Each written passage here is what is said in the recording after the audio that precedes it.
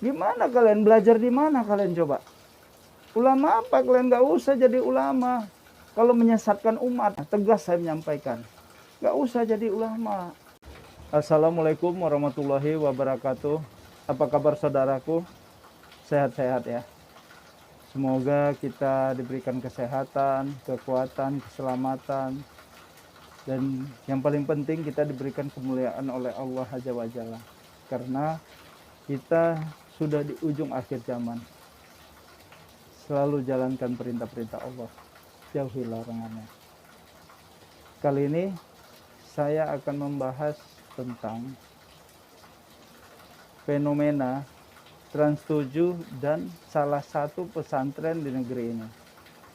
Jadi ini saya membahas secara umum ya, karena memang tidak hanya satu pesantren saja. Ini banyak pesantren. Kenapa ini bisa terjadi? Nah, ini akan kita bahas.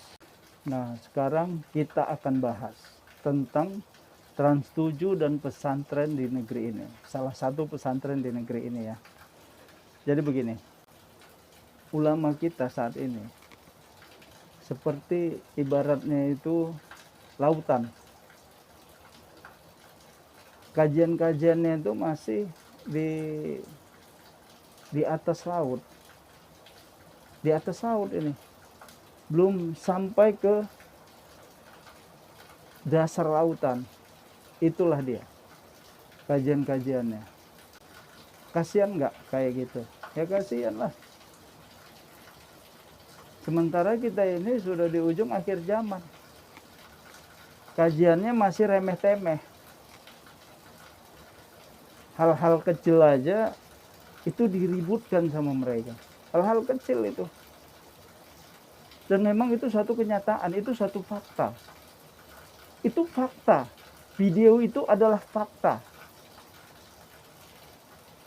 Tapi bukannya mereka koreksi diri, harusnya kan koreksi diri atas kesalahan mereka. Itu kesalahan fatal itu. Kenapa? Karena pesantren itu berjalan sesuai keinginan dari pendirinya. Ulama yang ada di situ, ustadz yang ada di situ, kan sesuai keinginannya masing-masing. Pesantren ini berdiri. Kalau kamu seorang Syiah mendirikan pesantren Syiah, kajiannya apa? Ya kajian tentang Syiah.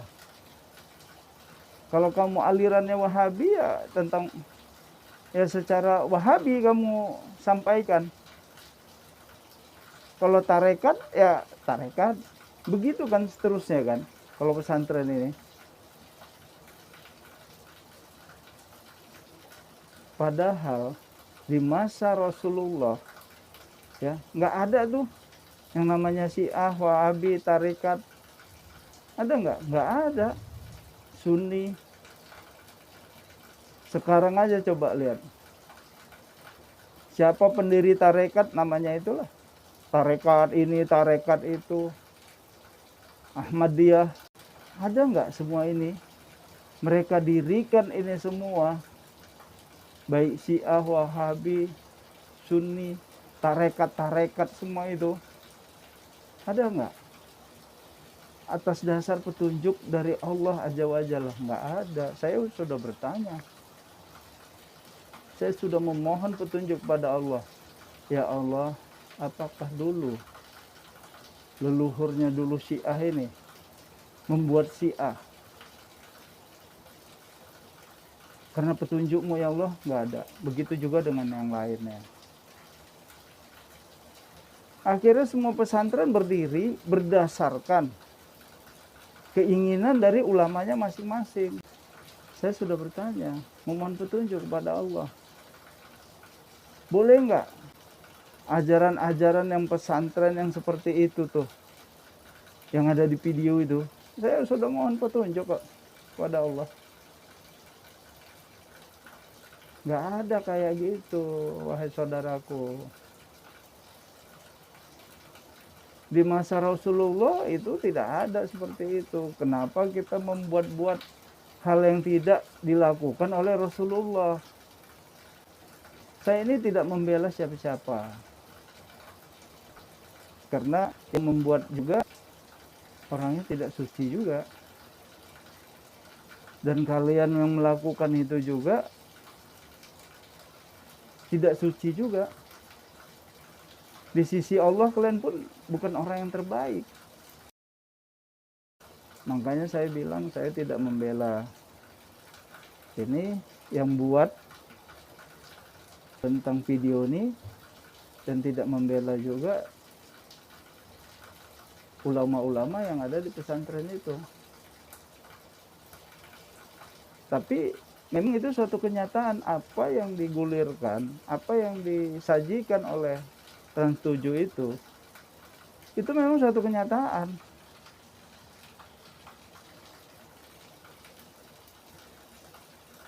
Ya memang harus introspeksi diri. Kenapa saya bilang seluruh pesantren, nggak hanya pesantren yang ada di video itu saja ya. Seluruh pesantren di negeri ini harus introspeksi diri. Harus diberikan pembinaan dan pengawasan oleh pemerintah. Kenapa? Karena sudah ada Undang-Undang Pesantren nomor 18 2019. Tapi kenapa ini tidak berjalan? Kenapa bisa ada hal-hal seperti itu, video seperti itu? Harusnya kan pesantren ini sudah jelas, kurikulumnya sudah jelas, akreditasinya juga harus jelas. Kita membangun suatu lembaga pesantren, harus jelas kurikulumnya. Setelah nanti berdiri, kurikulumnya harus jelas.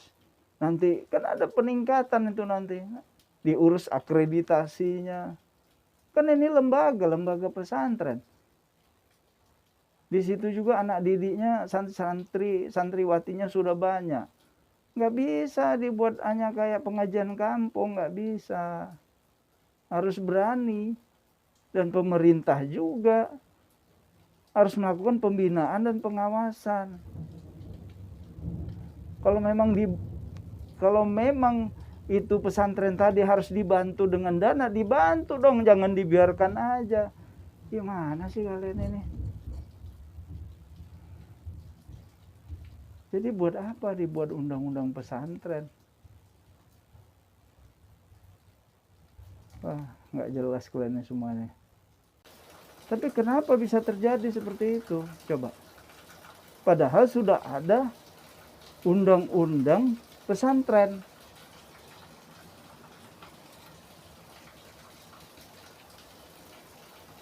Kenapa bisa terjadi?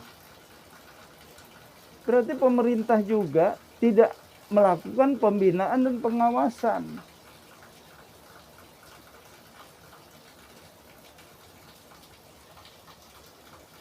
Selanjutnya,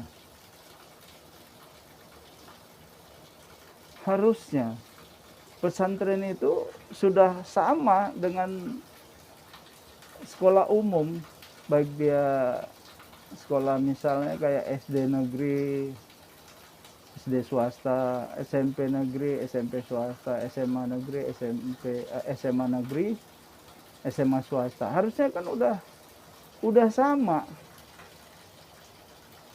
Harusnya udah nggak ada lagi tuh. Video itu tuh harusnya udah nggak ada. Kenapa? Ya iya dong. Kurikulumnya udah disetarakan, udah sama. Kenapa? Karena ada undang-undang pesantren tadi.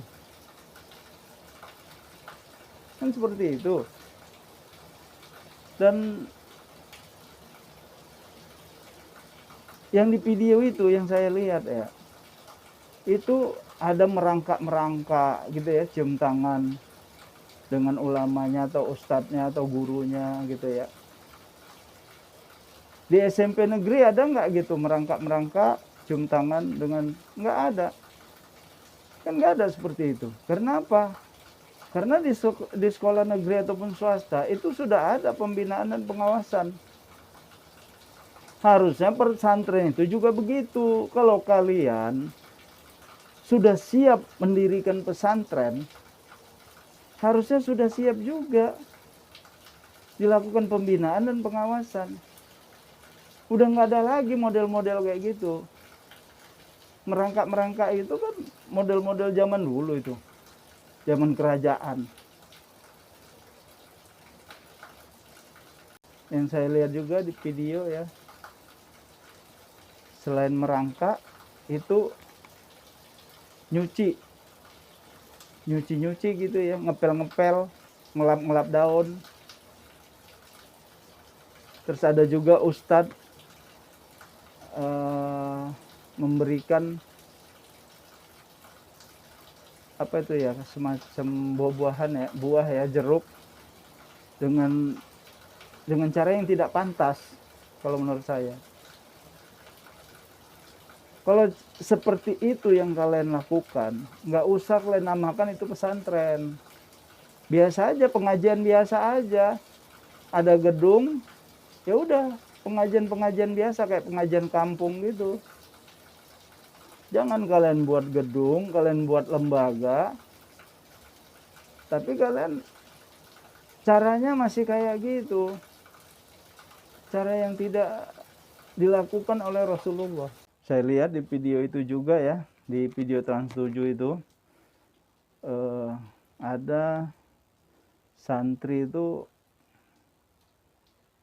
ngepel ya, ikut membantu lah, ngepel di rumah ulama itu ya, atau ustadz itu.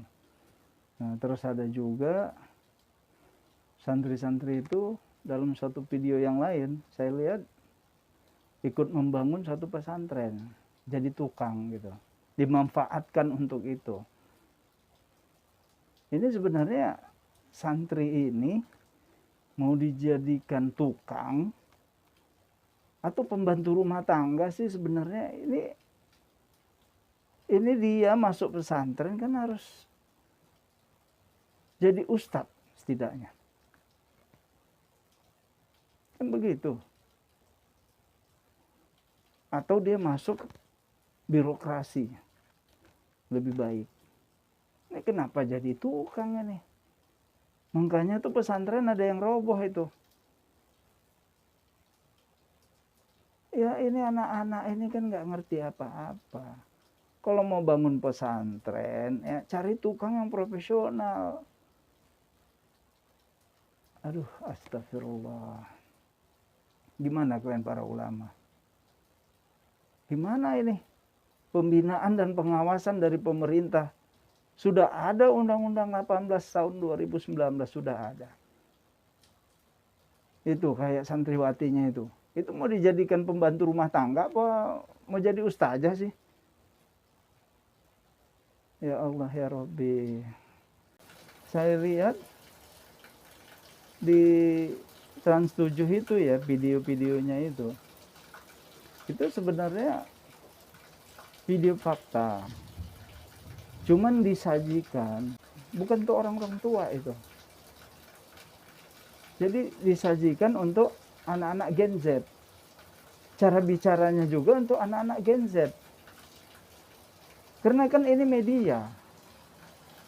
Media itu ya, kalau kalian harus tahu ya, media itu ada diperuntukkan untuk orang tua. Umurnya sekian-sekian, ada untuk dewasa, umurnya sekian-sekian. Ada untuk anak-anak Gen Z, umurnya sekian. Jadi cara bicaranya pun berbeda. Bukan seperti untuk orang tua, bukan. Itu harus kalian pahami juga, harus cerdas melihatnya. Seperti itu. Kalau substansinya, kalau secara substansi, ya kalian pesantren harus ini, introspeksi diri. Seperti itu. Tata bahasanya, cara menyajikan dia bicaranya itu bukan untuk kalian orang tua, itu untuk Gen Z. Kalau misalnya lah ya, kalau dia menyampaikan dengan cara-cara yang seperti ini, saya contohkan ya, wahai saudara-saudaraku, telah terjadi di pesantren ini. Orang Orang nggak bakal mau nonton itu Trans 7. Anak-anak Gen Z pun pasti ngomong, ini orang sakit apa gimana sih ini? Ngomongnya lemas banget. Ya memang ngomongnya harus seperti itu. Kalau saya sampaikan hal yang paling mendasar, kalian ulama-ulama ya, nggak sanggup kalian nanti. Hal yang paling mendasar aja nih yang saya sampaikan ya. Tentang Al-Quran kita aja. Tentang Al-Quran. Setelah Rasulullah meninggal, kalian kan tahu itu Al-Quran itu disusun, dan sekarang inilah Al-Quran itu, inilah yang ada pada kita. Kalian tahu Al-Quran itu, saya disampaikan oleh malaikat Jibril. Saya didatangin malaikat Jibril, malaikat Rakib dan Atid. Al-Quran kita ini ada pada Allah. Al-Quran itu tidak sesuai nomor urutnya saat ini. Tidak sesuai. Ada enggak? Ribuan tahun lalu sampai sekarang, manusia diberikan petunjuk oleh Allah. Enggak ada. Sekelas ulama-ulama yang terkenal, terhebat sekalipun enggak ada. Apalagi ulama-ulama besar yang katanya mengeluarkan mazhab. Enggak ada itu. Buktinya dia tidak merubah tuh. Posisi nomor urut ini, nomor urut Al-Quran. Bahkan Allah memberi petunjuk yang membuat mazhab itu tadi. Ada beberapa yang tidak berkumpul dengan orang-orang soleh. Coba, dihinakan Allah. Dihinakan Allah dia. Jadi hati-hati kalian para ulama. Di ujung akhir zaman ini tinggal pilih aja. Kalian mau dihinakan Allah apa dimuliakan Allah. Nah, saya lanjutkan lagi tentang Al-Quran ini tadi. Yang malaikat Jibril, malaikat Rakib dan Atid menyampaikan risalah wahyu kepada saya. Jadi Al-Quran itu ya, kalau kita buka Al-Quran itu sudah ada syahadat asyhadu an la ilaha illallah wa asyhadu anna muhammadar rasulullah. Berikutnya surat yang pertama itu harus surat Al-Ikhlas. Itu harus. Sekarang apa? Surat apa? Kalian sendiri yang paham lah. Kalian kan ulama ya. Surat Al-Ikhlas saat ini di nomor berapa? 112 kan? Selanjutnya surat yang kedua itu surat Al-Fatihah. Itu betul. Surat Al-Fatihah. Selanjutnya saya tidak diberitahu. Kenapa? Karena saya harus bersama dengan ahli Al-Quran, ahli kitab suci Al-Quran, bersama-sama memperbaikinya. Itu yang disampaikan malaikat Jibril. Dan ini bukan keinginan saya, jasad saya, bukan. Ini Allah langsung. Ini dari Allah. Kalau keinginan jasad saya ya sama seperti kalian pengennya hidup enak, ya kan? Seperti itu. Kalian nanti akan apa ya, seperti kaget ya. Saya ini bukan orang yang ahli Al-Quran. Saya ini hanya cuma ngaji aja sampai SD. Saya nggak pernah khatam Al-Quran. Tapi kok bisa malaikat Jibril ke saya? Itu aja yang kalian kaji coba. Itu aja. Kenapa bisa Rasulullah datang ke saya? Saya ini siapa? Berarti ada sesuatu. Itu yang harus kalian pahami. Jadi mengenai Al-Quran tadi, saya dan seluruh ahli kitab di dunia ini, kitab Islam ya, kitab Al-Quran ini tadi, bersama-sama menyusunnya, merapikan kembali. Itu Al-Quran tadi, nomor urutnya. Selanjutnya, kesalahan besar dari ulama lagi ya. Ini bukan ulama Nusantara aja. Saya merasa ulama di seluruh dunia. Kenapa Malaysia juga menyampaikannya? Saya ada lihat Malaysia, ulama Malaysia, ustadznya itu kok sama si Bahar ngomongnya.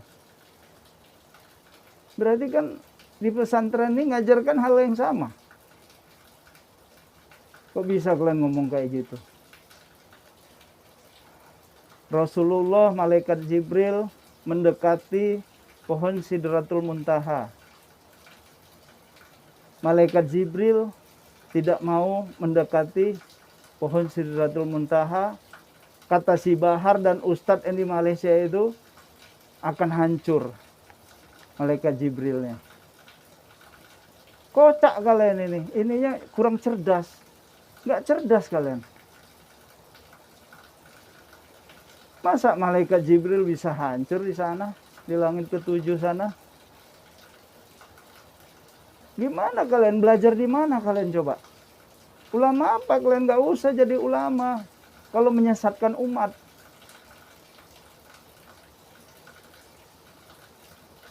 Tegas saya dalam hal ini menyampaikan ya. Tegas saya menyampaikan. Gak usah jadi ulama. Kok mendekati malaikat Jibril, mendekati Sidratul Muntaha, malaikat Jibrilnya hancur. Aneh ini. Kalian gak tahu Sidratul Muntaha itu apa. Itu tempatnya para bidadari tawaf. Sedangkan malaikat itu sudah ada tempatnya, Baitul Ma'mur.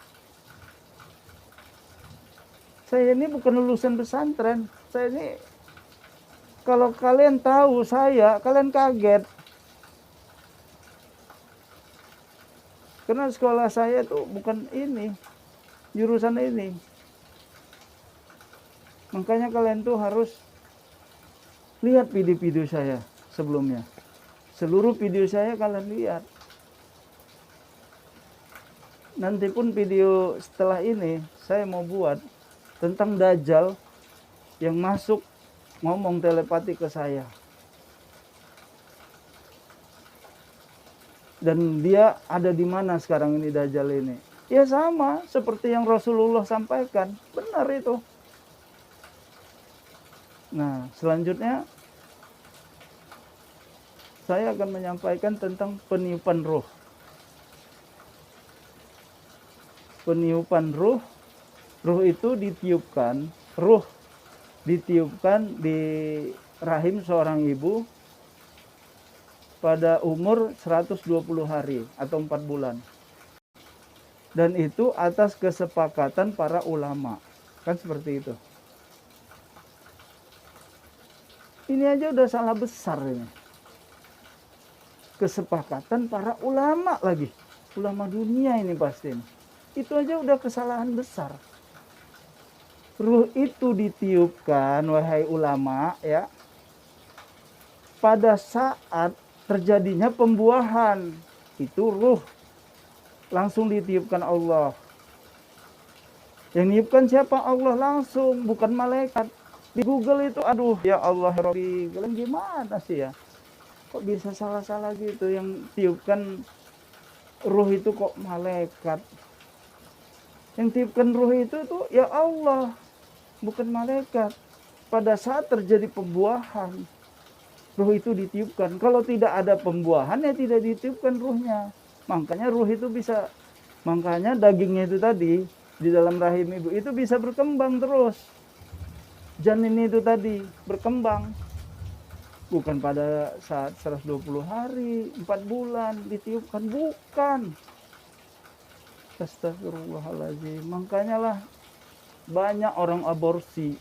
Paham kan yang saya maksud?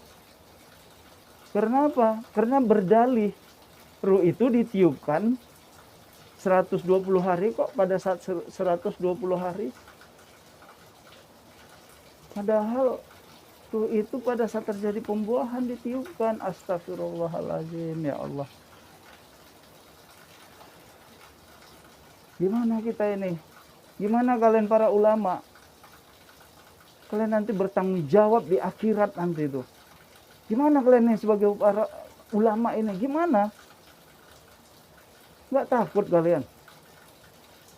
Jangan kalian bisanya ceramah-ceramah nggak jelas itu, ketawa-ketawa. Udah selesai itu dapat duit, lalu beli mobil. Astagfirullahaladzim, ya Allah. Makanya banyak yang aborsi. Karena apa? Dalihnya 120 hari atau 4 bulan ruh itu ditiupkan kok. Kalian akan bertanggung jawab nanti di akhirat. Saya sampaikan itu. Itu saja yang bisa saya sampaikan. Semoga kita dimuliakan Allah Azza wa Jalla. Assalamualaikum warahmatullahi wabarakatuh.